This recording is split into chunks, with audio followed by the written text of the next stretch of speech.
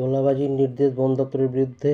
রানাঘাট আঞ্চলিক বন দপ্তরের বিরুদ্ধে সরাসরি তোলাবাজির অভিযোগ তুললেন কাঠ ব্যবসায়ীরা সোমবার। এরই প্রতিবাদে রানাঘাট বন দপ্তরের সামনে বিক্ষোভ দেখালেন নদিয়া মুর্শিদাবাদ কণ্ঠে ব্যবসায়ী সমিতির সদস্যরা। তাদের দাবি, গাছ কাটার অনুমতি চেয়ে দিনের পর দিন আবেদন করেও অনুমতি দিচ্ছে না রানাঘাট আঞ্চলিক বন দপ্তর। শেষ পর্যন্ত